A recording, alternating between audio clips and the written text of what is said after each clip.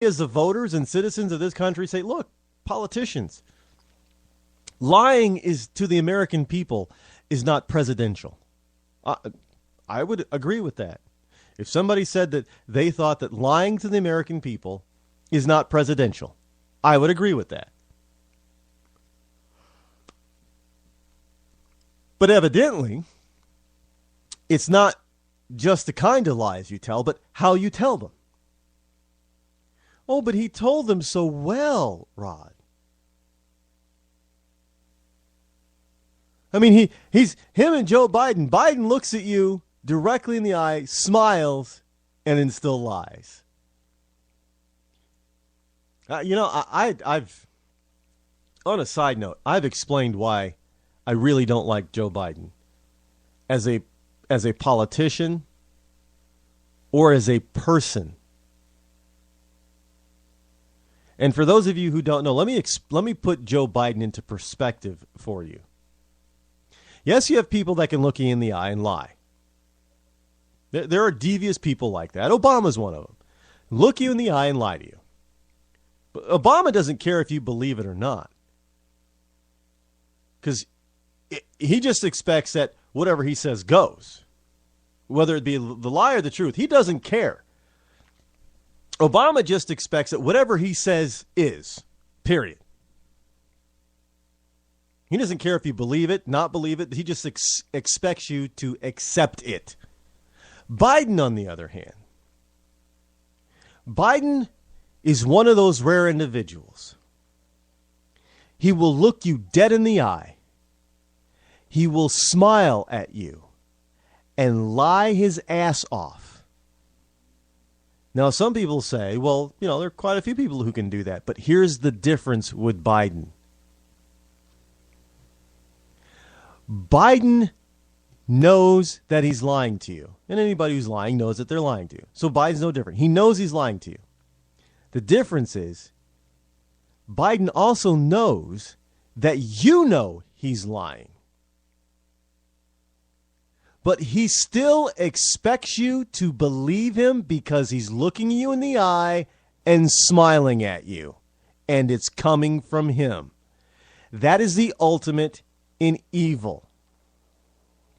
When you know you're telling a lie, and you know that people that you're telling a lie to know that you're lying, but you still look him in the eye, you still try to give him a sincere smile, and you still expect them to believe it. You expect them to believe it. That's Biden. Which is why he doesn't apologize for anything. Oh, they're going to put you back in chains. Joe, are you crazy?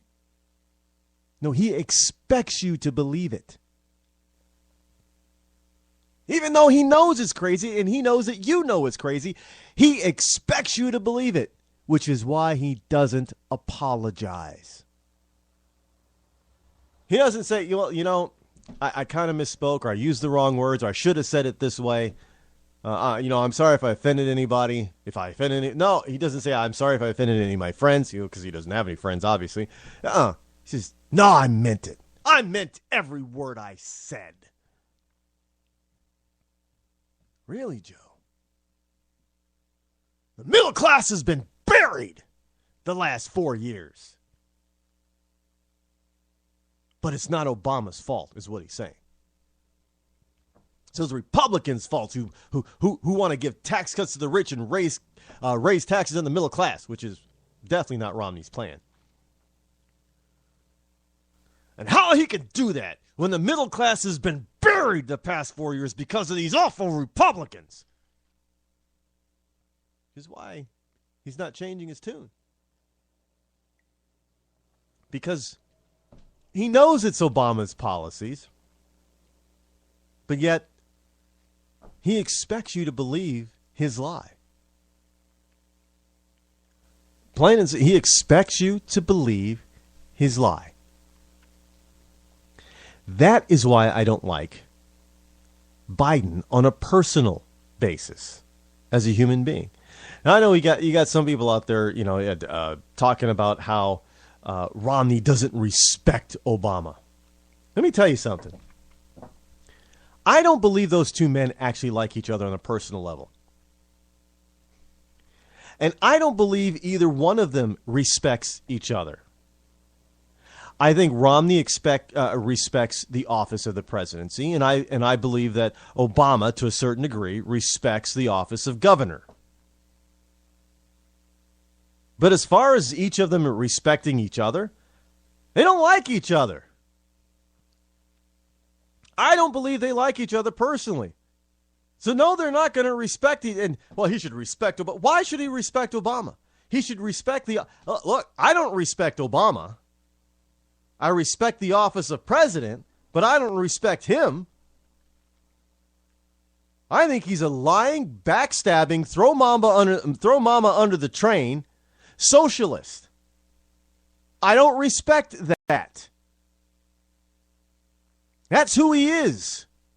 That's Obama personally. I cannot respect that. I think it's evil. I think it's wrong. I think it's manipulative. How can you possibly respect that if that's what you believe of a person? But I respect the office that he holds. So, I used to say, somebody said to me, well, because, you're Black Rod and you might get Obama's attention if he's in office. What if he were to ask you out for a beer? And I used to say I wouldn't have a beer with him.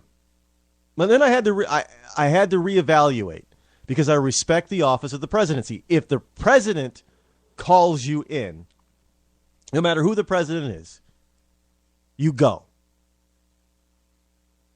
It doesn't mean you have to do something with him with him or for him that you don't agree with, but you go.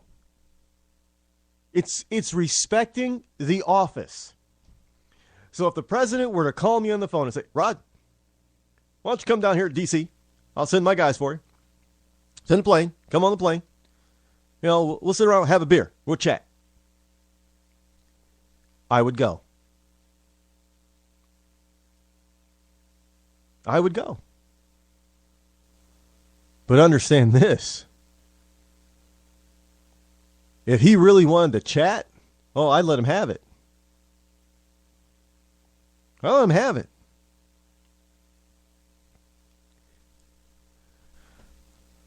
But if he wanted to invite me, he says, hey, I want you to come down, have a beer. We'll have a photo op, and we're going to use this in my campaign. I'd say, nope. I'll come down, Mr. President. I'll go down to Washington, D.C. I'm not participating in your campaign. Look, I'm respecting the office of the presidency by going on his command, but I'm not going to do something I do not believe in, his campaign. I wouldn't help him win. That would be ludicrous. Then I'd say, look, Mr. President, I don't like your policies and I don't like you. But I'm here because you're the president of the United States, of my country. Plain and simple. There's nothing wrong with that. You don't have to like them. I don't know what all this nonsense is. Well, people are trying to equate respect with like. They're two different things.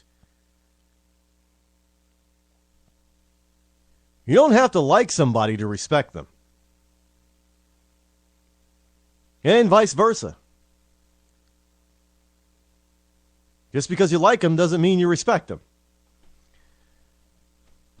And I think, the lamestream media, they get a lot of this stuff confused, and people then get confused because they spread their stupidity on people in the lamestream media, and people think, well, they said it in the news. Well, you're right. It's kind of like this whole notion that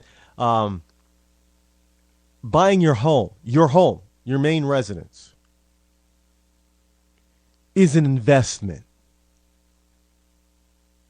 is an asset. It's an asset. Your house is an asset. No, it's not. Your house is... I'm not trying to switch gears here, but look at if you look at any accounting sheet, even, home accounting, when it tells you list liabilities and assets, it puts the house in asset category, doesn't it? Yes, it does. Those, like Quicken and all those things, and all those other home accounting programs and books and stuff. They put your house as an asset. But isn't it also listed under your liabilities? Yeah, it is. Because they put it in the asset column so you can calculate your quote-unquote net worth, which is really just your value on paper. Really, really pretty meaningless when it comes down to anything. But that same asset called a house is now listed as a liability. Because that's what it is. Because you have to service the mortgage, the interest, the insurance, the taxes.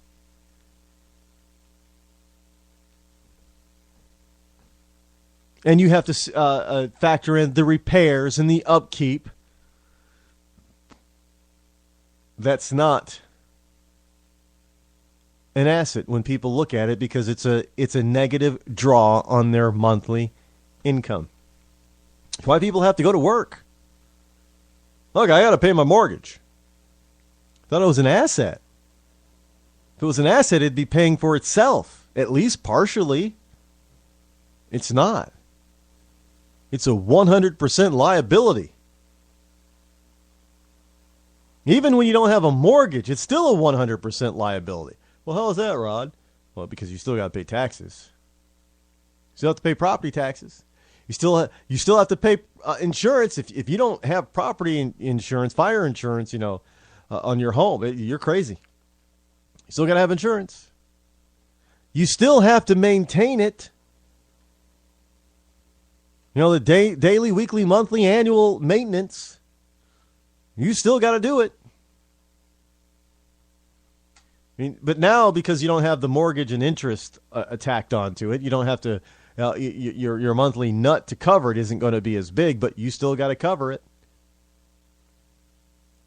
Because if it were a true asset, it would be producing an income like an income property. Somebody else would be paying the mortgage, or at least part of it, with their rent.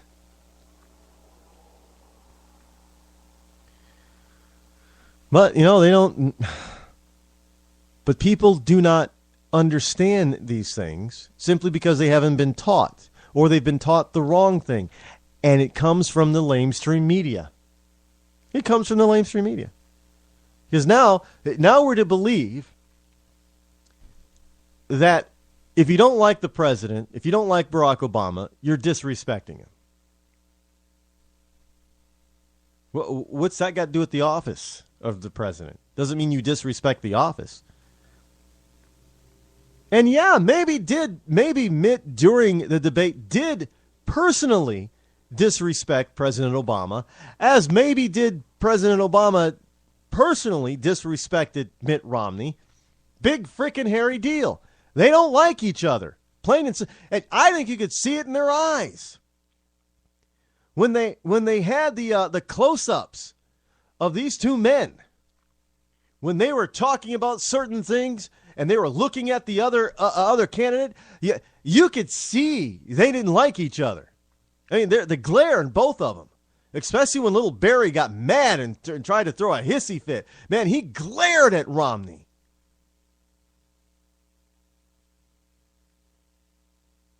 I mean, and you could see the little smirk on both of them when they were being called out by each other. Kind of like, no, not true, no. Both of them had it. I'm sorry, these two guys do not like each other personally. Plain and simple. There is no personal respect between the two.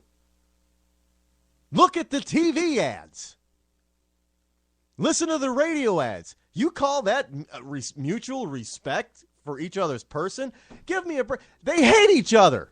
I'll go so far to say as they hate each other.